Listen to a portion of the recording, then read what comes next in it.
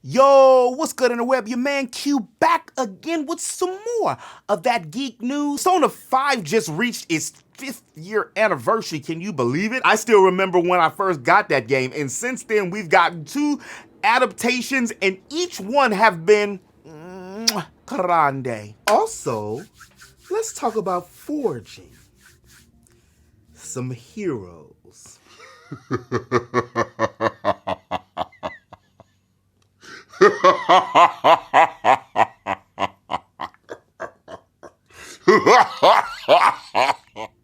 My bad, that's my villain laugh. Tales of Arise hits a milestone. But before we jump into any kind of news, if you're new to my channel and you like video games, anime, entertainment, and everything else in between, make sure you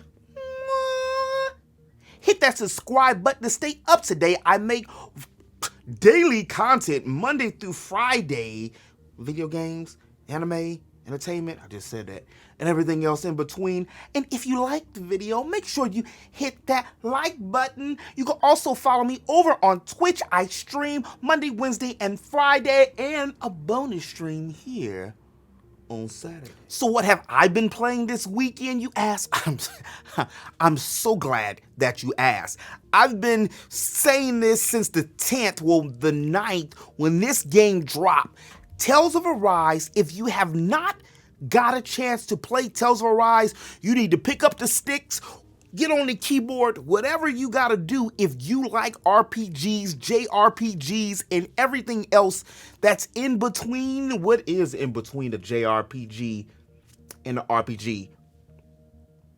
Just get the damn game if you like RPGs. And I'm not the only person. Tales of Arise has broke a record and already brought in over 1 million sales within its first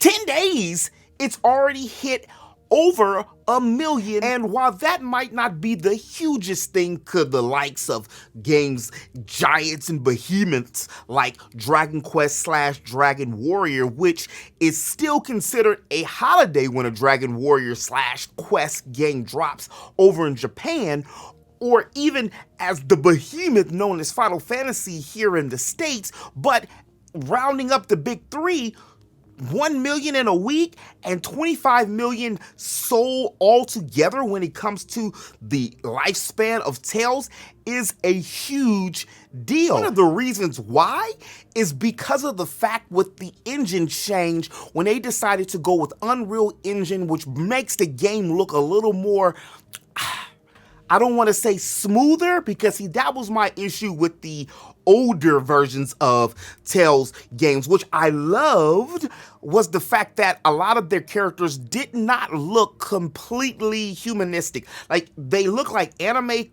characters, which, you know, we supposed to do, but they were smooth. No facial hair, no chest hair, no cut, no nothing. I mean, even the girls with the breasts, they really weren't defined, they were there.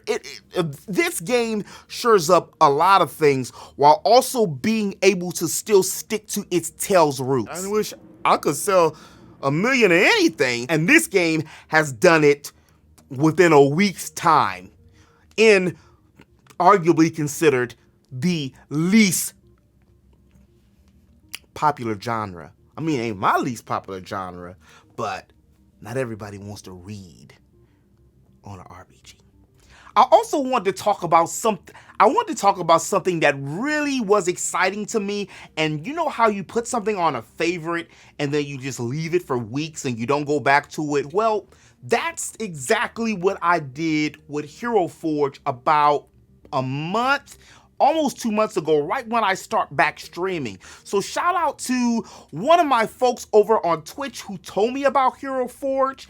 Forgive me, I'm sorry. I forgot who you were, but I do remember Hero Forge, because right when you told me that it was called Hero Forge and that I was able to go online and make my own hero, like a real life one, This was a gift. A real life one from my own stories for like tabletop games.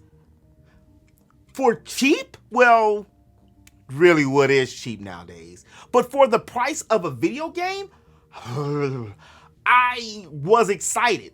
As many of y'all already know, I have a video game that's a WIP, a work in progress, if I have the time to work on it. And being able to see some of your characters live in the flesh and in 3D, well, that's amazing. And basically, that's what Hero Forge is. Hero Forge is a program for 3D printing. Well, I'm not going to say a program. Hero Forge is a 3D print to pay. Damn, that's a 3D print to pay.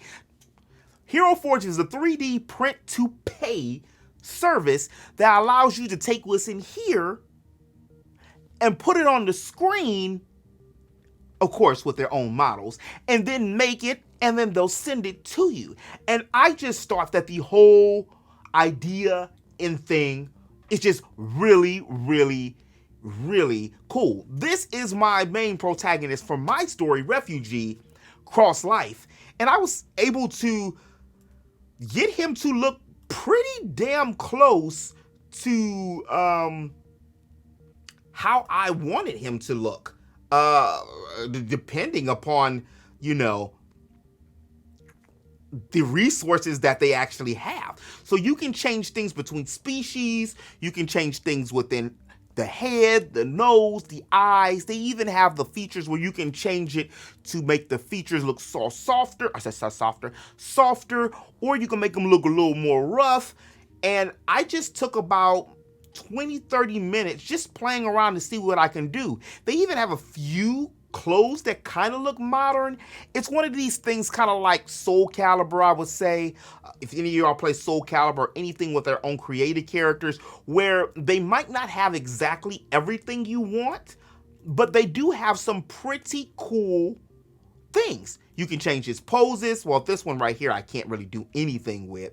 You can change the bases here, and then they have the extra large, and I just thought it was really cool, and I just did this yesterday, and I'm going to touch him up, and then I'm going to send off for him, and even though this was a gift, I'm going to slide him over to the left, because this one, it got a lot more details. Some of the prices aren't too bad.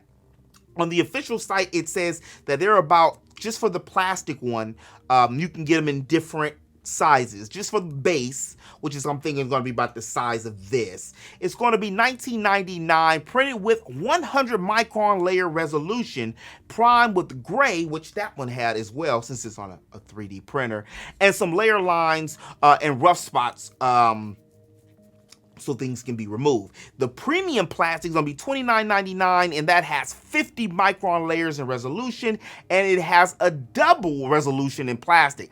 I'm not exactly sure what that is, but I'm sure for $10 more, it's probably going to shine a little bit better. And then you can get a steel version for $34.99, where it says the texture is like cast iron steel. I'm not sure how many of y'all go way back when it comes to that, and I wasn't meant to rhyme. They used to have these old X-Men little figures, and I remember I used to take them and play with them when I was in school and stuff like that, because you could put them in your pocket or your backpack, whatever. And they were like these little hard metal pieces, and they just were painted, and you had Wolverine and Cyclops and, you know, the X-Men, Gambit, Storm, and that really reminds me of these. You can also get nylon plastic, which is for $59.99, and you can even get a bronze figure for $99.99. For me, I think that $29.99 plastic is probably ideal, at least for my first character. Then you can also download for $7.99 the 3D print file to print it yourself. I don't have a 3D printer. The whole reason I'm coming to this, I would like to delve more into to see if I can upload my own type of, you know, like 3D modeling things so that I can like alter my sword and stuff. But for the most part, this is literally about where I wanted Cross to be. The So here's a picture I got commissioned some years ago from Nate Johnson from way back in the day. And as you can see, a few things have changed. I actually want to put a hoodie on him and different things. But for the most part, I was able to get him almost verbatim for what I wanted. Now, I'm not going to use him for a tabletop at all, but that also makes me think of even creating my own tabletop game. You know, nothing serious, but just for fun.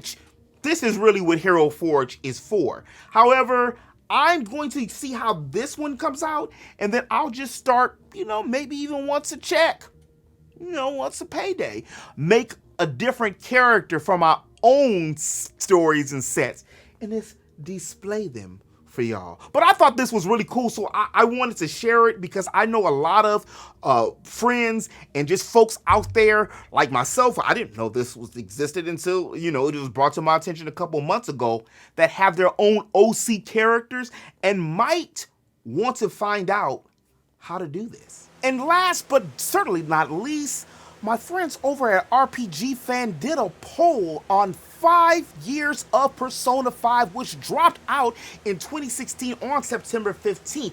And they did a who's your favorite character of the game. And it was actually a lot more surprising than I thought. The silent protagonist, Akira, aka Rin, took the #1 spot. #2 was my baby, Makoto Nijima, who I really didn't expect to beat out Goro Akechi, because for those y'all play the game, y'all know ladies love Akechi.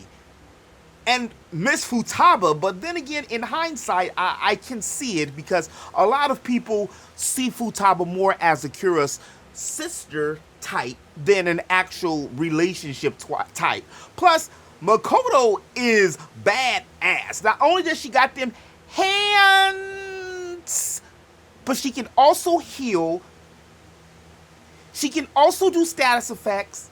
And she also has Joanna, who does a dual level. And she also has Johanna, who is good on both for level 1 and in level 2. Speaking of Makoto, she's the reason why I have so many hours in the first Persona 5 at a 500, because once she told me that I wasn't smart enough to deal with her right at the beginning of the game, because this was my first official Persona game that I played, I cut the game off, deleted that save, and went all the way back and made sure I learned what I was supposed to learn to talk to my baby. Do I regret it? Absolutely not. If you guys want to check out the poll more thoroughly, or you just want to have more facts and notes about RPGs, I'll put the link to the description below to RPGFan. Tell them that Geek sent you.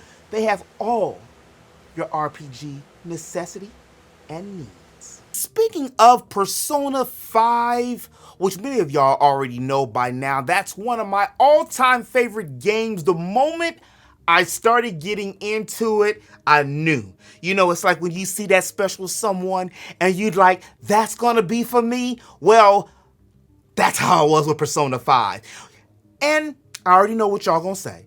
I already know what you're gonna say, and I just made a video about it last week when it was regarding to God of War and them switching Loki's wife to being black with the skin swap. But I want you to take a step and really think about it for a second. Just what if Akira from Persona 5 were black? Now hold up, wait a minute, let me put some geek in it. Listen just for a second, just hear me out. You would not have to change the structure of the story. In all actuality, it might have fit a little tighter than it already did. For example, you have someone who is an African American descent and he gets transferred over to Japan as a work study program. And just in the same vein of Persona 5, he goes out of his way to help a damsel in distress. He gets wrapped up in some criminal mastermind's plot to take anyone down that opposes him. To go around and say, well, that couldn't happen because there's no black people in Japan that speak fluent Japanese, that right there, ma'am, sir, is a lie. Also, it still would have fit quite well with his ragtag group of Phantom Thieves. Miss Vala Victoria Makoto Nijima, half-American blue-eyed bombshell on the punk Ryuji with the blonde hair, and Yusuke, which we don't really know what's really going on with Yusuke. The hamburger queen Haru, and Miss Introvert Hacker Queen herself, Futaba. Yeah, I know that's a stretch to want to see a black protagonist lead a Japanese RPG or an RPG in general, but think about that. Just for a second, that story, that little bitty salt I put right there, that could fit. Not saying that it will, not saying that I want to see it, but it could fit. What if?